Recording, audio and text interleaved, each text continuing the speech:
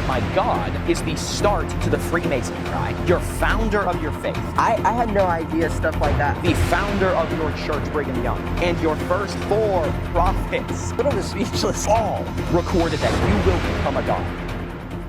Good morning, everybody. I'm here with a friend that actually reached out to me, and that usually they're haters when they DM me from one of my videos, but this person I took a chance on, and he actually turned out to be incredibly knowledgeable on the subject of personal and individual history having to do with Mormonism. And today, I mean, this weekend has been very unpredictable, quite literally. But today, we're actually here in the most random place to do a podcast. It's not a green screen, I promise. My hair's blowing. We're actually here on the beach, still in Florida. I don't want to dox it because of the Mormons around here. But we're still here in Florida, and he actually came down all the way from Tennessee, and that's a long drive, from Tennessee, and he's here on a nice little vacation, and we decided to take some of his time away from him. But without further ado, this is Hunter. Hunter, thank you for coming, by the way. I really do appreciate it. Maybe this time the audio will be working. Right. At least we're not in a Waffle House. But so you brought with you a lot of different books I can clearly see. I just have my Bible with me. But I wanted to touch on, because yesterday you mentioned something really interesting. I wanted to touch on what Joseph Smith family, his mother, said about him, and the demonic practices like witchcraft that Joseph Smith actually participated in and has clearly done over his lifetime. Could you touch on that a bit? Of course. So one of the best books, I have to say, when it comes down to a lot of it, that we as Christians would call demonic, or that we as Christians would call, rituals, things that would not be pleasing to God, things that are intended to summon demons or appease demons or bring them forth for your personal gain. Now, what's very interesting is in Joseph Smith's area, you had a ton of these practices occurring. It was not just Joseph Smith and his family that are practicing these. These were extremely normal things that happened in Palmyra, New York. Now, the book Early Mormonism and the Magic Worldview, I'm like showing the camera that like they can see it from here. It was written by Michael D. Quinn. Now, this book has been praised by multiple Mormon scholars due to the authenticity of it and just how accurate and in-depth it goes. This bookmark here, if you guys can see it across from all the others I have, is nothing but citations left in the book. And all of these are the things I've personally bookmarked that go into different parts of the history. So one of the big things that comes about this is money digging. Everyone's heard the claim that, Joseph Smith was a money digger, and they use it against him. But here's what's really interesting about that to me. Joseph Smith's family were actually one out of many money-digging families in the area of Palmyra, New York during this time period. In fact, it got to the point where his neighbors were actually against their money-digging practices, not because they saw money-digging as wrong, or they thought it wasn't something that worked, but rather because they were taking away their business, and they saw them as, what's the word? Kind of like competitors or something? Yeah, but they just weren't professional about the way they would go about it. And they did not like them for that. In fact, the only times you see the neighbors of Joseph Smith turn against money digging is when he became the prophet, and they started using it to slander him. But it still does show how money digging, along with other things, were heavily involved in his younger life. So I guess that was a big in-depth viewpoint of that.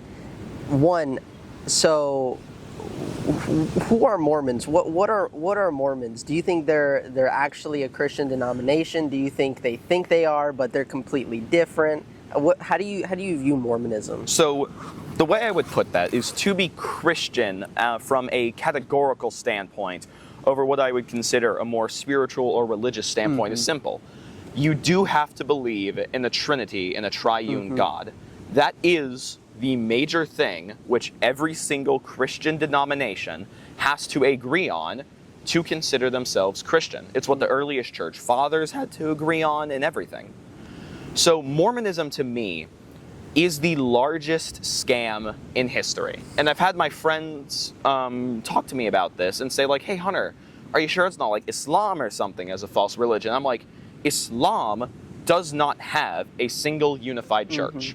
And though there are, I think, around 10-ish different Mormon denominations that are so small they don't really matter, but that still exist, you have this $500 billion church that exists after one man did all of this. And I can really get into a lot of the more ritualistic side of his practices, a lot of the stuff his family did and people around him did that would have influenced him into writing the Book of Mormon, that would have influenced him in summoning demons, in assistance of it, everything. I can really get into here. Because I will say, and we absolutely should, I think that'd be a great segment for us to go into for this video, because if Christians practice stuff like that, how can anyone say that they are real Christians if they practice this witchcraft or play around with demonic forces? Because here in Deuteronomy 18 verse 10, it says, "There shall not be found among you anyone who burns his son or his daughter as an offering, anyone who practices divination or tells fortunes or interprets omens, or a sorcerer, or a charmer, or a medium, or a necromancer, or one who inquires of the dead, for whoever does these things is an abomination to the Lord." And for an entire religion to have their prophet start off that way, I think they're starting off with an absolute demon instead of the real Christian God, the real God. So it's a little bit weird, but could you dive deeper into Joseph Smith practices? So the biggest thing we have to note is actually in Palmyra, New York, you had an incredible amount of people who were practicing these things before Joseph Smith. It has to be established that Joseph Smith did not learn all these practices out of the blue here. He was a product of his time, through and through. And this is shown clearly. In fact, here's something interesting. It was not just the prophet himself participating in these things, but even Oliver Cowdery used divining rods. It's talked about here on page 38. And then on 39, it gets into the family's treasure digging. And get this. There was a woman in Joseph Smith's area who even gave him the idea to use seer stones through his translation of the Book of Mormon. Her name was Sally Chase Scryer. And on page 41, it goes into how she used a bright green seer stone and a... His own school friend said... Yeah, and place it into a hat, which would allow her to see things when she, can you believe it or not, held her face into the hat looking at the seer stone. Kind of sounds familiar. So when it comes down to a lot of the more ritualistic side of it, it's very simple. This book goes heavily into how Joseph Smith's family did use divining rods to search for different treasures.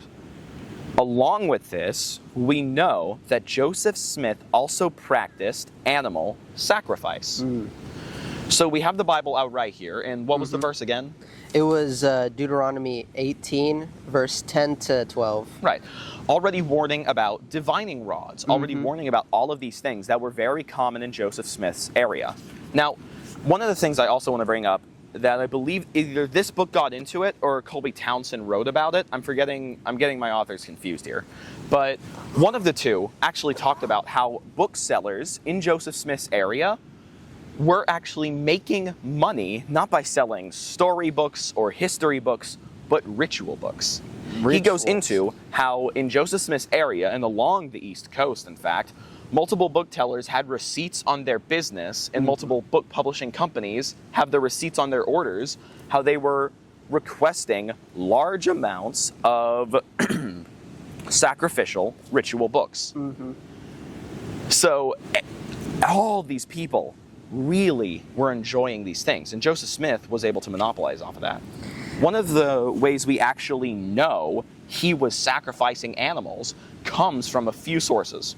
One of them was actually Emma Smith, Joseph Smith's wife's first cousin, who commented on how she actually said, I'm trying to remember the quote here, the same spirit which instructed Joseph Smith on the translation of the Book of Mormon was also the one which instructed him to partake in animal sacrifice. In around 1830? Around this time, yes. Goodness. And then let's get into that animal sacrifice, because this is what I think is really interesting. Because if your prophet is using animal sacrifice to summon things, doesn't really sound like he's talking to angels his whole life, you know? Doesn't really sound like he's being influenced by angels to do anything. When we look at some of the court records, we see a ton of people bring up animal sacrifice in Joseph Smith's history. Specifically, an old woman comes forth and brings up how Joseph Smith sacrificed a dog on one of his money digs. The dog's name was Trey. Poor dog. Yeah. And how Joseph Smith's family would go about these summonings is one of them would draw multiple runic circles around them. They would have one circle that would surround them, and then on the outside that would be runes carved into the dirt around the circle, and then another circle around it. Joseph Smith actually carried a piece of parchment on him, which was covered in runes that were made to ward off evil spirits, and that were actually circles. Now, part of it's on the cover here, and these were the circles he would be drawing. And this is a photograph of the paper he would be using. So, it's very like crazy, demonic, right? like they're about to summon demons or something. And then what they would also do in treasure digging is once they had the circle around themselves for protection, they would place stakes in the ground around the spot they believed the treasure was buried. And after that, they would stand inside the protective circle and they would summon forth a spirit, which would then guide them by usage of a seer stone to the treasure in the dirt. Joseph Smith, when he was alone on these digs, as far as I'm aware, I can't find anything as his family as a whole practicing the animal sacrifice. Now, but I do know for certain Joseph Smith was. The real question is, did they find any treasure? So the only record I can find of Joseph Smith finding anything when it comes to treasure was actually a horse. Okay. A farmer requested Joseph Smith help him in finding a horse, and Joseph Smith went about his practice, held a stone up to his eye, and said, the horse is going to be by this pond. And the man actually found his horse at that pond. So we do have to give credit there to Smith. He did find a horse. But in terms of actual solid gold, never. Because Joseph Smith had a very interesting trick. After he would sacrifice an animal to appease this spirit, and I want to go over this, as far as I'm aware, Joseph Smith sacrificed the dog named Trey, a cat, a black lamb, and multiple other sheep and goats. Those are the animals I know Joseph Smith was sacrificing. But when he would sacrifice the animal, he would stand inside his protective circle, and when the spear would come forth, that animal sacrifice was supposed to appease it, to make sure it wouldn't hurt him. So your prophet is summoning things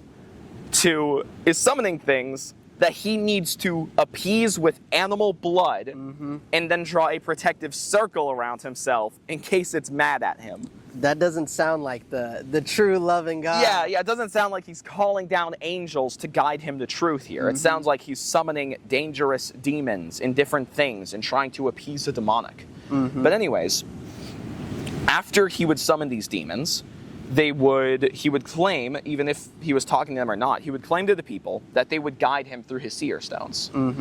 And he would hold his seer stones up to his eye, and he would wander through fields on rich man's property and different farmers' property until he would get to locations where he would say, this is where the money is buried, the spirits are guiding me to dig here.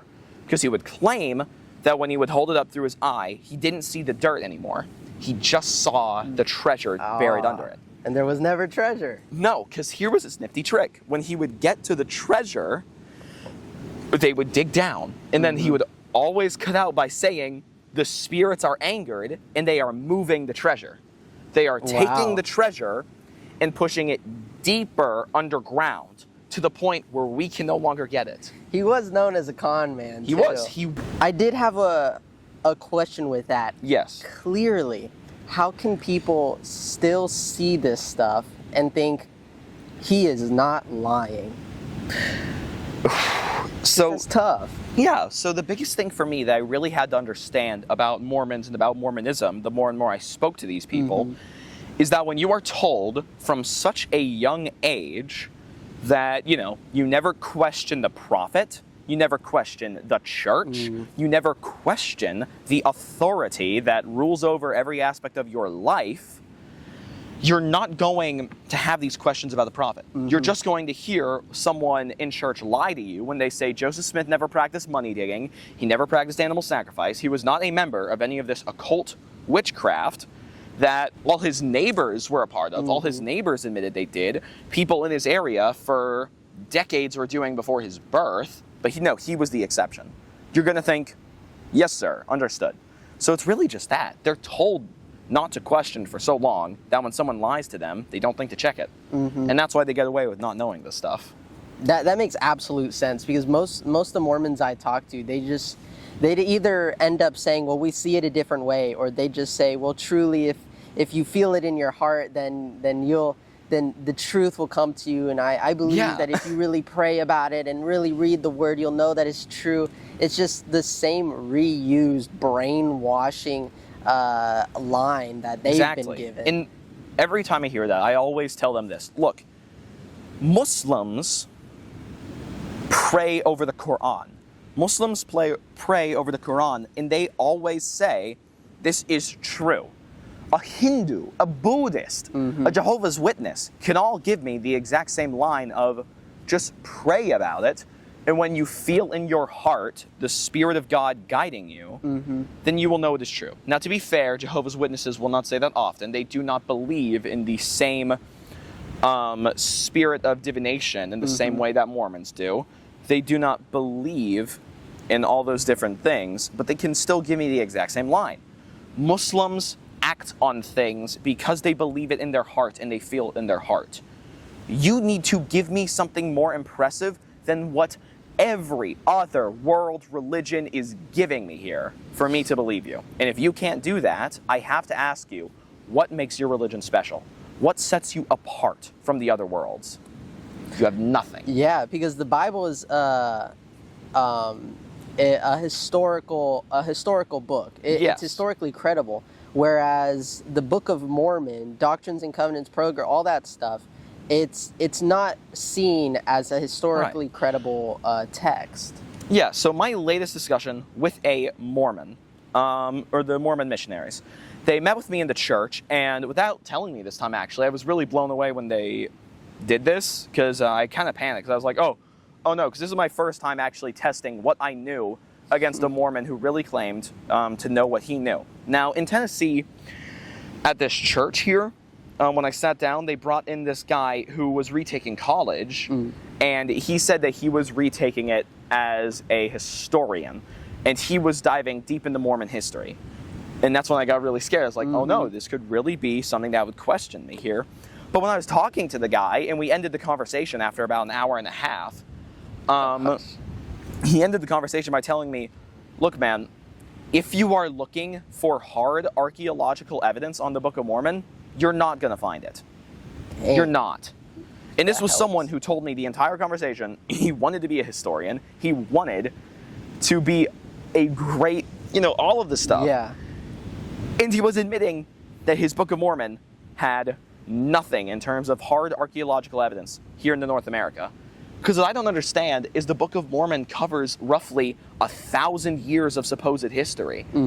Almost akin to the Roman Empire when you follow it. And archaeologists have found Roman coins as far as Japan as a metalworking society. And you're telling me a metalworking society, 2 of them actually, that dominated the North Americas and potentially South Americas for majority of their history, didn't even leave a copper coin behind? It's pathetic. It's so pathetic that the Mormon Church has the Hill of Cumorah, which they claimed, Joseph Smith himself claimed, was the final battle where 110,000 people died on one side of a conflict. And the Mormon Church has done 0 archaeological digs there. You know why? Because they're scared. They know they could dig 50 feet of that mountain down. And you know what you're not going to find? A single copper coin. I'm sorry, it just gets me as someone who loves ancient history, who loves to study all this stuff, hearing someone who wants to be a historian, or tells me that, say he is okay trusting something as history, which cannot give him, and I can't stress this enough, a coin, a Jewish coin in America from it's around 900, I believe, 60 or 30 something years empire culture in the area. It's sad. It's almost like you're saying that Joseph Smith was a fraud and a liar and a false prophet. No, I'd never say that. No. Yeah, no. like what? how could he? But before we got into that, right? I apologize for the tangent. No, you're fine. That's exactly what I wanted. Because it's absolutely true. I mean, if we can find historical evidence to prove the Bible, why can't they find historical evidence to prove their 3 doctrines to the degree that it explains it in, especially because their religion is younger than the United States. Right. So the main thing I would like to point out here is that we do have to be wary if we say that there is no historical evidence for it. Because what's very interesting is I've noticed a big, not even a shift, but more of a spotlight be pointed on archaeology in the Middle East. Because you have Mormon apologists now pointing to archaeological finds in the Middle East that appear in the Book of Mormon. That when the Book of Mormon is not saying this happened in the Middle East, it's saying in the North Americas. And they're saying because this Middle Eastern culture had these things, which the Book of Mormon is saying a Middle Eastern culture had in the United States, but they're finding them in the Middle East, it shows the Book of Mormon had some divine evidence here. But that's again kind of sad for me here, that you're not finding the evidence where the Book of Mormon claims it should be. You are finding evidence in the cradle of humanity. As the Middle East itself was where the first human empires was built. You have 8,000 years of proper human civilization, if not around 12 or 13,000 in the Middle East. That is almost 13,000 years, 13 to 8,000 I should say, to really get specific, of people doing things. You're gonna find something there. Absolutely. Why can you not give me something here in the United States? And then the biggest thing I hate is when it comes to this, is when Mormons like to say, oh, well, we don't know it's actually in the North Americas. It's probably in the South Americas, and if it is, we don't actually know what we're looking for. When the Mormons were being pushed out west due to persecution, which I will not say was justified or deserved, but I will also not say did not have a reason the people were doing it. It was wrong, but you also have to look at what the Mormons did that caused those people to do it. But anyways, Joseph Smith wrote a letter to, I believe, Oliver Cowdery or Martin Harris. I'm quite certain it was Oliver Cowdery when they were being pushed out west, where he said, we are walking through the fields and hills of the Nephites, showing clearly Joseph Smith knew his civilization happened in North America. And not only that, they dug up a Native American burial ground during their move, and they found this dude's skeleton. And Joseph Smith said, oh yeah, that's Zelph from the Book of Mormon or something. They were just grave robbing out there. And when they found the dude's body, he said, oh yeah, that guy's from the Book of Mormon. His name's Zelph or something. So clearly, Joseph Smith believed it was in North America. He was digging up dead Native Americans, butchering more history to back up his useless Book of Mormon.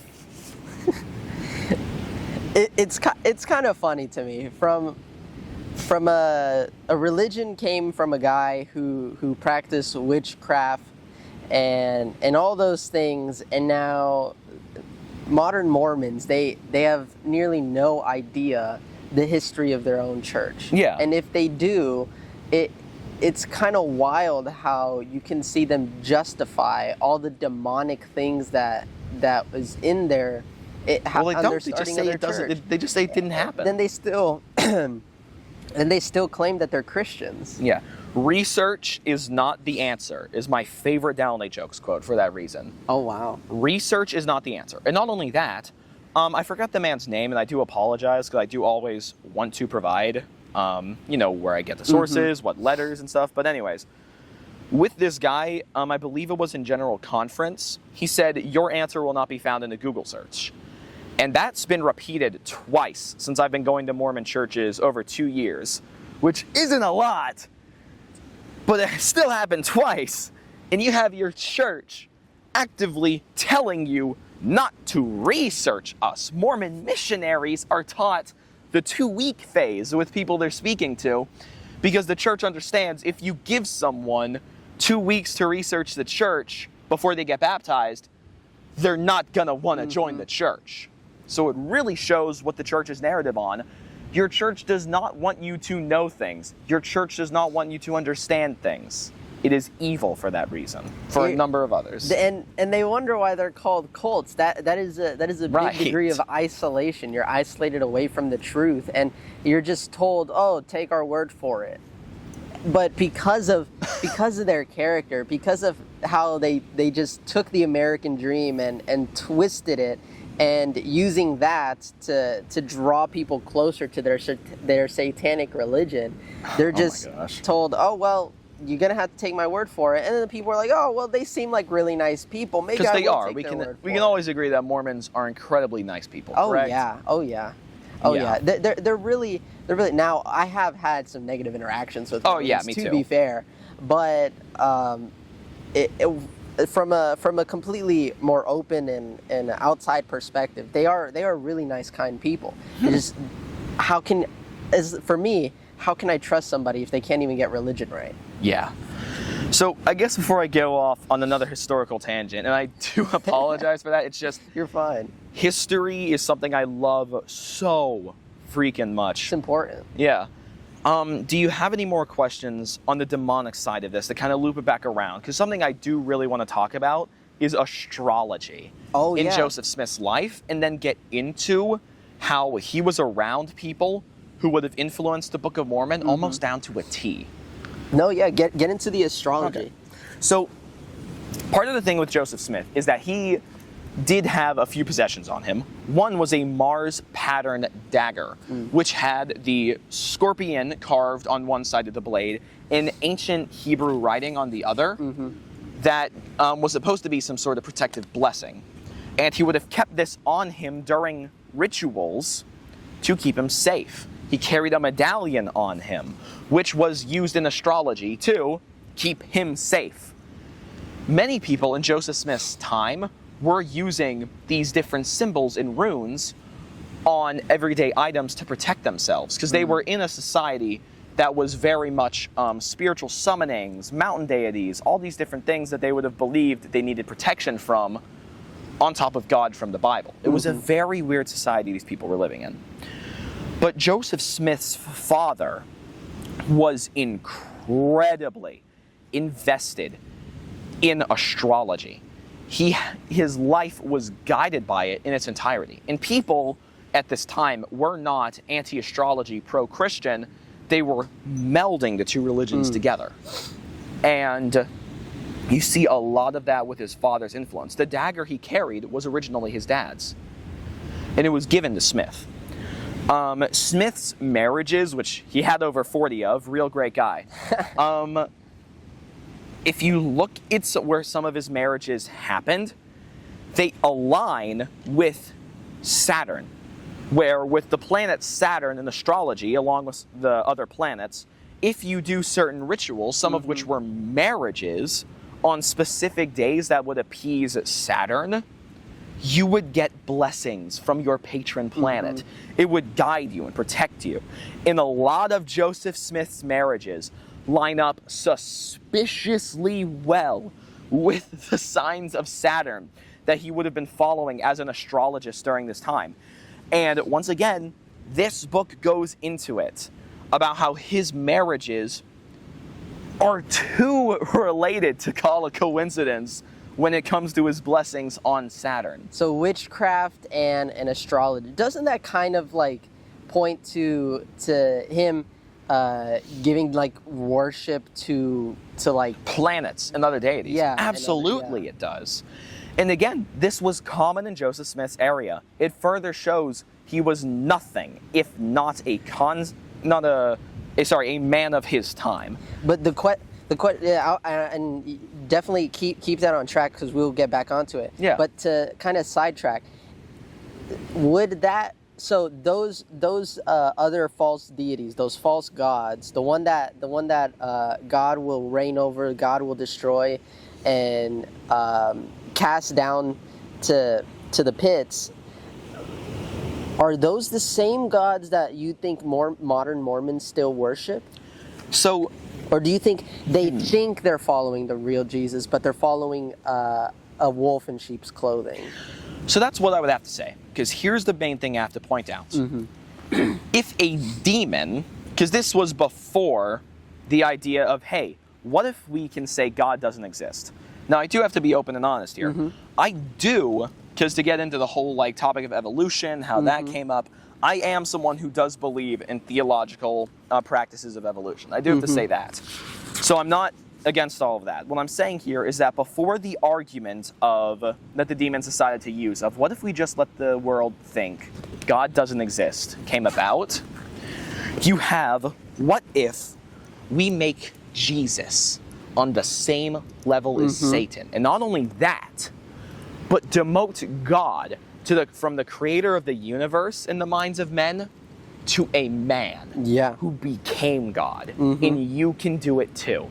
They are recycling the first thing the devil said to Adam and Eve in the garden. No, God does not want you to eat that fruit, because if you eat it, you will become like him. Yeah, Vile Genesis 3. stuff. That's what I tell some Mormons. It's the oldest trick in the book. That prideful. Well, I'd say the first sin in the Bible was not even with Adam and Eve, but that is the pride in Satan. Right. The pride where he fell and got casted out of heaven. But the oldest trick in the book that Satan used was this line that you could be like God, and wouldn't you you can want have that? And let's talk about this for a second, because this is something I want to cover. How Mormons today will say a few things. We don't believe we get planets. We don't believe we'll become gods. Because I have to almost shake that out of a Mormon before they admit, okay, so yes, I believe through exaltation I will become a god one day. But you're disagreeing with all your early prophets. Brigham Young himself, in a lot of his stuff, where I don't want to get on a tangent on this, but in his same things where he talked about how polygamy was essential for salvation, he said, those who do not enter into polygamy will not become gods. President Snow, in some of his writings, said that, what was it? Oh yeah, he said that Mormons will get planets. He said that Mormons will become gods. You're disagreeing with the founders of your faith. Joseph Smith himself, in the King Follett sermon, said, just as we are now, God once was. And as God is, we will become. Yeah. So, your founder of your faith, the founder of your church, Brigham Young, and your first 4 prophets all recorded that you will become a god. You will get your own planet. And the church today throws that away because they realize we can't defend this anymore. Your church is giving up because they're realizing how insane their ideas sound. And if anything, this shows me where the Mormon church is being even further influenced by the demonic. Because they start off with these grand promises of power. And where the Mormon church sits today, it pivots. That's cool. Seagull. It cannot continue saying all of these grand things in the modern... Oh, yeah. Paid Mormon spy there. Yeah, paid Mormon spy. It can't keep all of this stuff up because they realize with modern church apologetics, they're against it. So...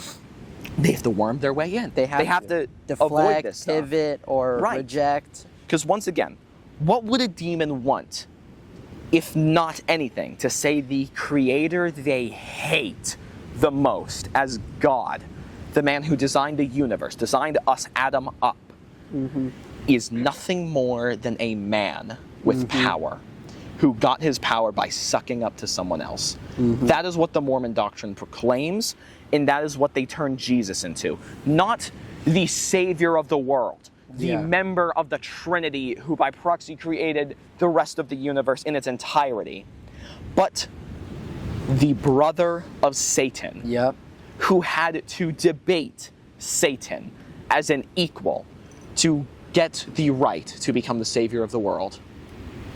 All of Mormonism is designed to lower God in Jesus onto the same level as the devil, onto the same level as his legions of demons.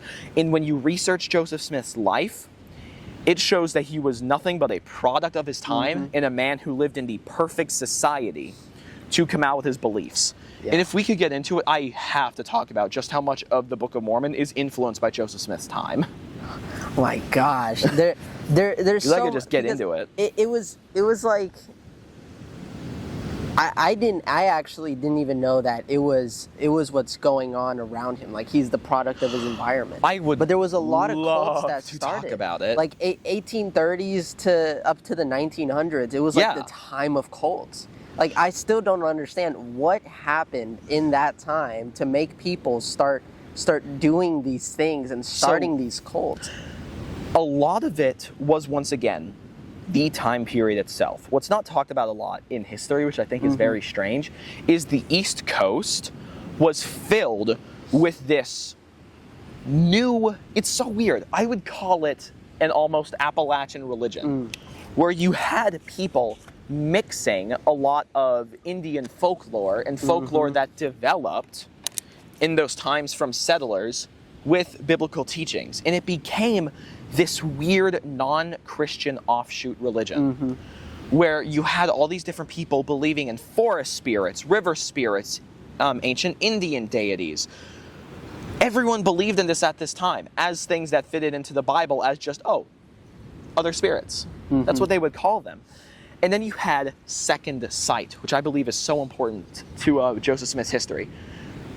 People in Joseph Smith's time, in that area of the East Coast, Northeast Coast, believed in what they called second sight, where everyone had the capability of seeing things through two eyes, physical and spiritual. In the spiritual eyes, when someone was born with the incredible gift where they were able to access it without using tools like divining rods, like drawing straws, like seer stones, could see the spiritual. They could see the forest spirits, the river spirits. They could see demons and angels.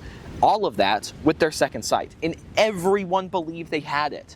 This book gets into how, again, book tellers were making their entire livelihoods off selling books that taught people these things. Oh, right. Yeah. So these were very common things in Joseph Smith's area that would have led people to be very accepting to him coming out and saying, hey, I used this tool everyone around me uses to channel my second sight to find golden plates, which talked about a lost ancient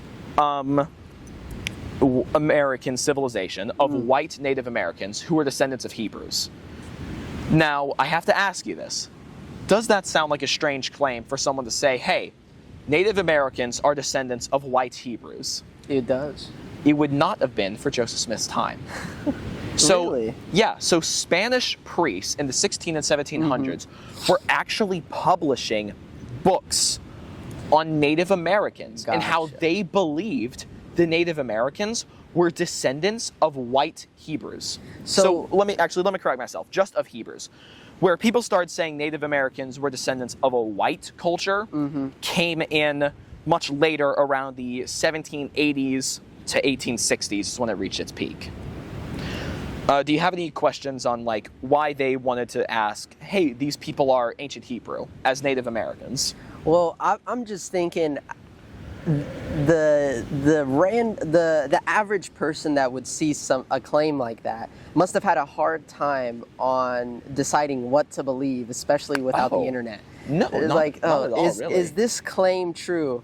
They'd have no idea. Like, how would they know? I mean, they just believe what they see in the newspaper. Well, it's or a book not or something. right. And the main reason they would believe this, again, is because it had time to develop as a leading theory. When people, as these very Catholic Spanish Christians, first came to America and were seeing all these cultures, they needed a way to reconcile two lost continents into the Bible, hundreds of lost cultures into the Bible.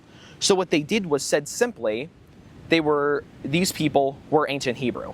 And they were drawing connections that really weren't there, such as skin color from Middle Eastern groups, such as, certain rituals they did. Oh, this culture uses a star, the Star of David. This type of stuff, where they were drawing lines that really weren't there to say these cultures are ancient Hebrew.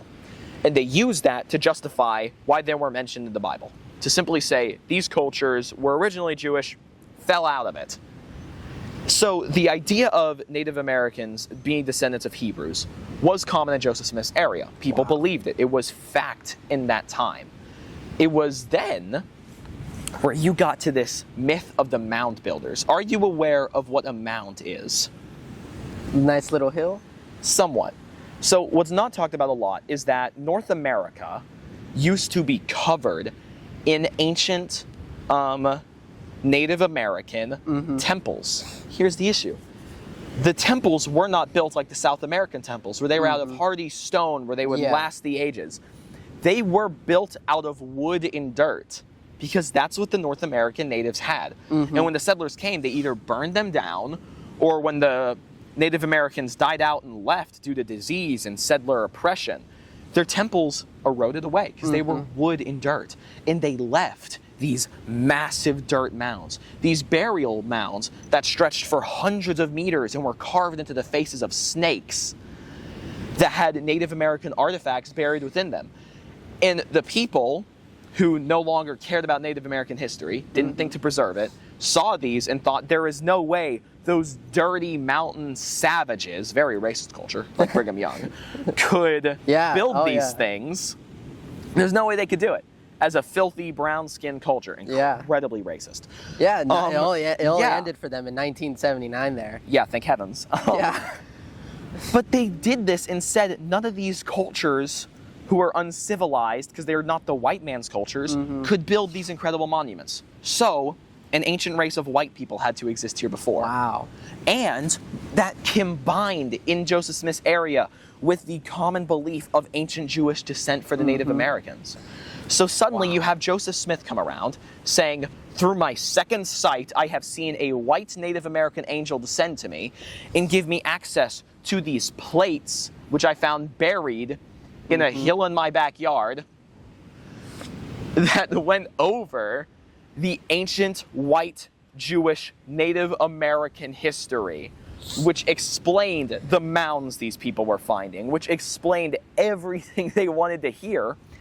It makes so much more sense why people were so onto it, why people latched onto it and wanted to believe him so much and explore it. This really sounds like an elementary schooler's recess make-believe playtime story. Right. So one of the things, again, is that people would have also been very willing to listen to extra biblical books.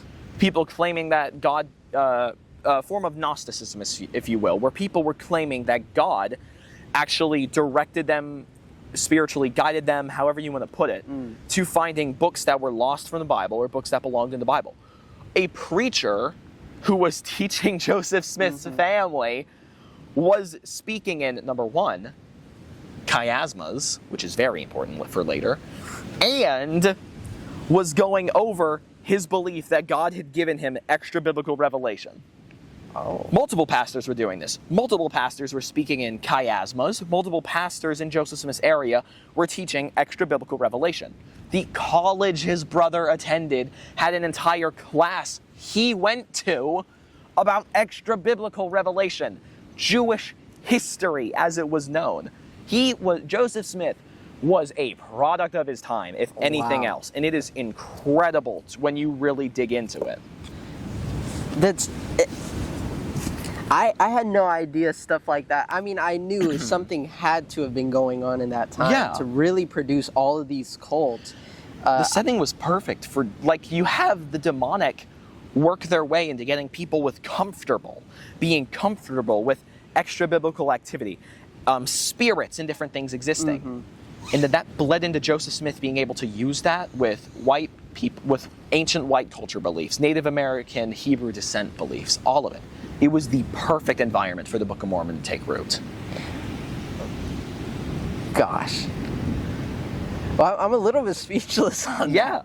Because it produces something that's almost like you can't deny, especially in a time where it is possible to have clear evidence that these things were actually going on. Yeah. And now for the Mormons to reject it and say, well, no, that didn't actually happen. Yeah. It's incredible because you're taught so much of your life to reject history. Now, here's something I have to ask about. Mm-hmm. What are we on time-wise? Because I could get into another hour-long topic on just how the entire Book of Mormon had those influences, and I could pick out the specific influences. If you don't want to cut it here where I've gotten almost all my stuff out on the demonic, its influence on Joseph Smith, his neighbor's life, and how that shows a lot of their teachings. That is very important because they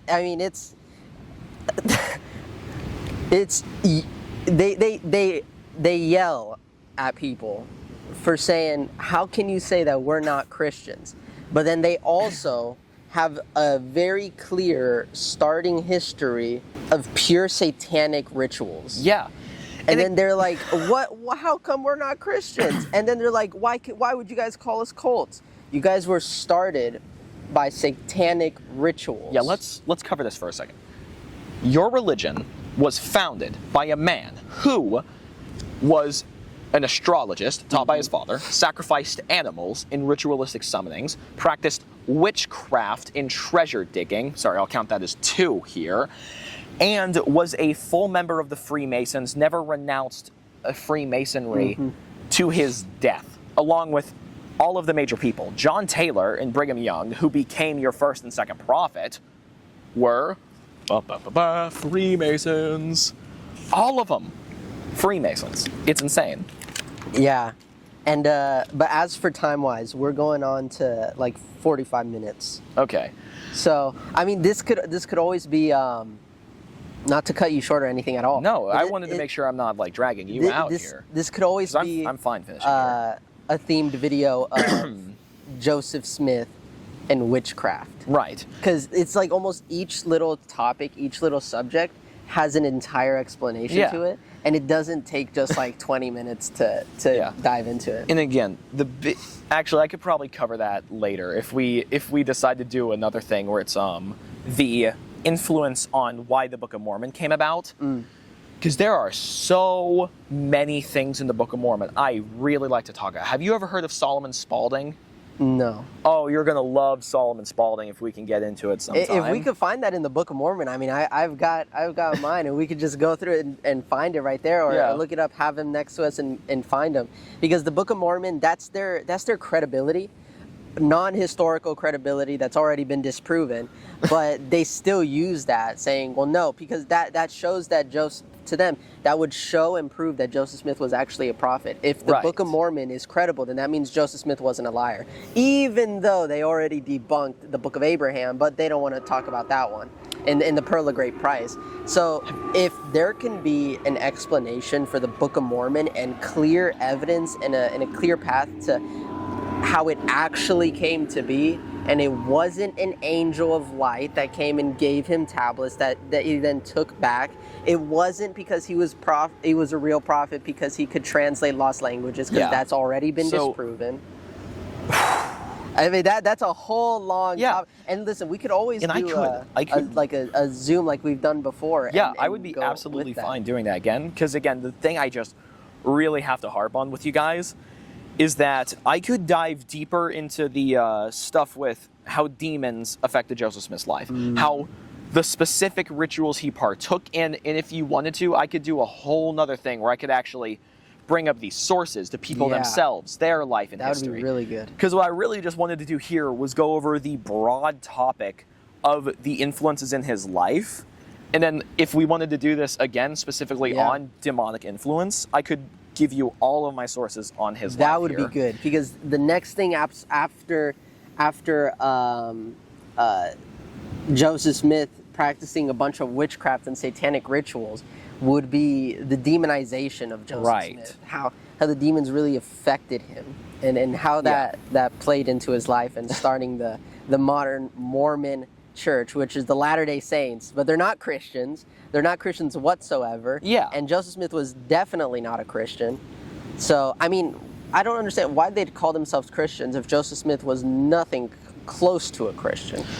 Like, I mean, God has turned broken people into heroes in the Bible, right? And people to really study and to take from.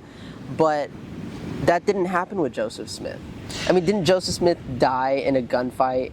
Yeah, so that's really interesting, because I have always heard Mormons try and tell me that Joseph Smith died, a martyr's death. But not at all. If you want me to end it here, would you like me to go into his martyr's death here the way I did in the Waffle House? Blur the Waffle House thing. No, sorry. But it's not like we actually got the footage from there, so they're okay. By the way, my coffee drink I was drinking the whole time was clearly Waffle House labels, even though it didn't say the words Waffle House. Oh my gosh. But who cares at this point, right? Yeah. But yeah, it'd be we can say the Waffle House name, I guess, just not film in there. Right. It'd be an interesting way to end it, because Joseph Smith did not die as a martyr. Everyone in the Bible did. Well, I want to say the 12, right? Yes, they the absolutely 12 apostles. Yeah, except for the one lucky one who got I old know, age. like, good for him, John, right? Yeah. He wow, good for that guy. But the other 11, they died as martyrs, and died because they were sticking up for the Bible, for Jesus, spreading the gospel, and they weren't attacking anybody. Yeah. They weren't. So let's cover this. So Joseph Smith, here's the interesting thing. When a Mormon tells you he went willing, they're lying to you. Joseph Smith, whenever he actually went to the courthouse, didn't go willing. He actually ran from it. He ran away and was hiding in the reeds in the woods, and his wife, and I believe Oliver Cowdery, either him or Brigham Young, had to chase him down and say, no, go to the courthouse. His wife and his friend had to tell him to go to the courthouse. You're a coward for running away. He was a coward, too. I should specify his wife, Emma. 1 out of 39. My apologies. Yeah. Sorry for not specifying that. So yeah, exactly. They had to track him down and demand he go to the courthouse because he was being a coward. He goes to the courthouse, and while he's in there, he smuggles in a gun. A 6-shooter, as John Taylor called it. So he smuggles in a gun. But now we have to ask the question, why was he in the courthouse? Well, let's go over his crimes. Fake bank, which his church was fined for, and when he ran away with the Kirtland Safety Society, they had to pay the government money to make up for his crimes. And then you also have the destruction of the Nauvoo Express. Do you know about that? The printing press, right? Yes. He ordered just blow up a printing press, why don't you? Yeah, he ordered a Mormon mob to go take down the printing press. And not only that, the man who was funding the printing press he survived an assassination attempt. Oh, wow. Yeah, I think his name was Wilburn Boggs. That was either him or the assassin. I can't remember if it was him or the assassin's name. But anyways, Joseph Smith also, he had an assassin who went out there to go kill this man. And we know this because a couple people who left the church actively said when they asked Joseph Smith where his assassin went, he said, where'd he go? To go fulfill prophecy. Because Joseph Smith gave a prophecy to Wilburn Boggs saying, you're going to die if you don't repent from what you did to the Mormon church. Sounds like he hired an assassin. Yeah.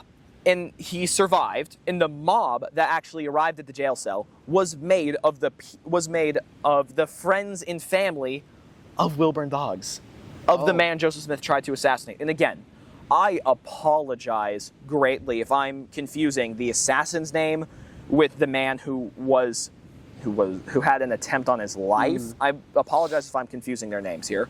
If I will like send you the correct name. No, if I'm absolutely, wrong here. and I'll correct that. Yeah. Yeah, but anyways, when it comes down to it, in the jail cell, you have the friends and family of the man who was assassinated, who was funding the Nauvoo Express, which Joseph Smith had the Mormon militia. Yeah, real great guy. Married 40 women, had a personal private army established. And then he goes to the prison cell. And John Taylor actually records that Joseph Smith took the first shot. He says that when the crowd arrived outside the door, Joseph Smith took out the 6-shooter he smuggled in, cracked the door, stuck it out, and said he shot the trigger 3 times into the crowd. 6 times into the crowd. Only 3 of the shots went off. Wow. All 3 shots hit someone in the crowd, and John Taylor said he later found out all 3 people Joseph Smith shot died. Wow. So, he killed 3 people before the mob even tried to get him. After he shot the 3 people, the mob started shooting into the building to try to kill him. And when they were doing this, Joseph Smith climbed out a window. And what I hear Mormon apologists say is this is where he died a martyr, giving his final cry out to God, where he said, "Oh Lord, my God." And then he was shot in the head and killed climbing out a window. So That's wild. when that Mormon, sucks, but gosh. yeah, but when Mormon apologists say this is where he died a martyr for his cry out to God here in his unjust execution, which I do believe the crowd was wrong. They should have had the law properly persecute him. Yeah. What happened to him was wrong. To prove it. But I must say a Mormon is wrong for saying it came out of nowhere.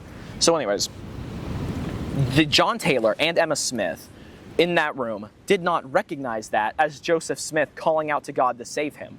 As the phrase, "O Lord my God," is the start to the Freemason cry.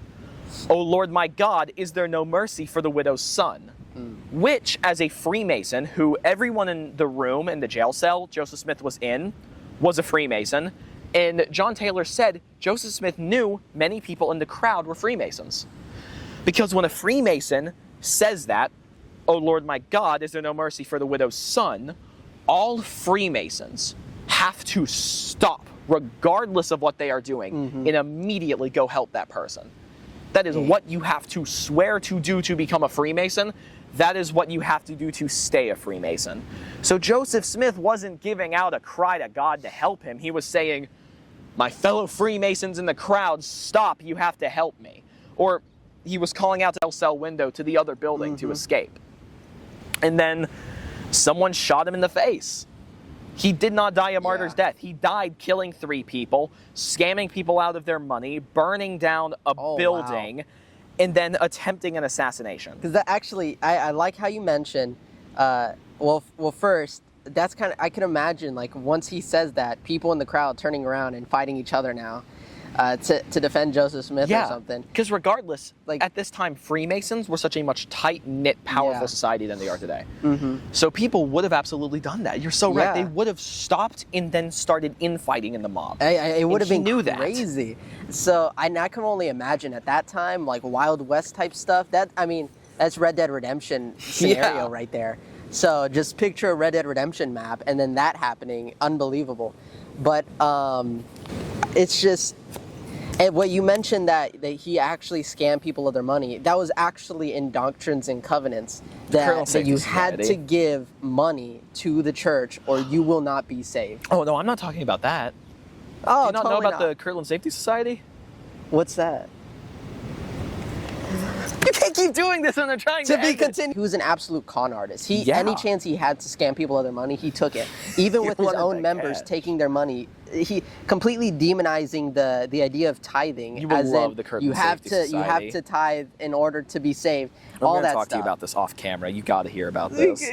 I might need a coffee now. I'm telling you. But you could go stop somewhere. I'd be fine. But really quick, I've had another person reach out to me from Tennessee, but she's a 7-day Adventist, and that's why I kind of shifted a little bit I was heavy into Mormonism, but I paused studying Mormonism to study Seventh-day Adventists and to also refute the claims that they had, like Jesus is Michael the Archangel, to completely refute that. That's also a Jehovah's Witness thing. Also Jehovah's Witness thing as well. So I did have to take a little pause. That's why most stuff I'm like hearing for the first time, also because again, he studies very deep into the individuals, the persons, the historical, not just the religion as the opening. Big two religions I study historical wise is Islam, which I studied for about a year and a half, and now Mormonism, which I've been going on 2 years strong really studying.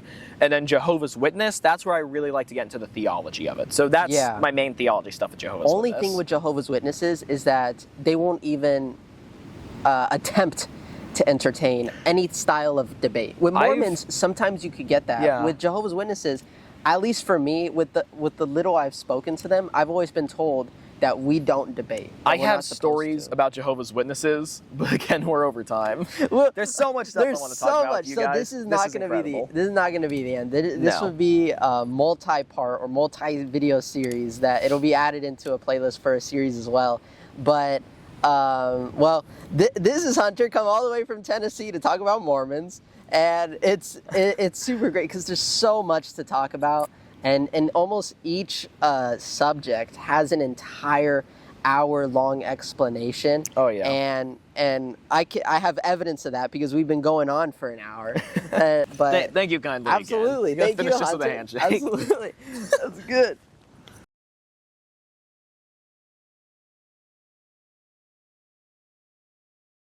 What is up, guys? No, I'm kidding. I'm kidding. I promise. I got so excited for it.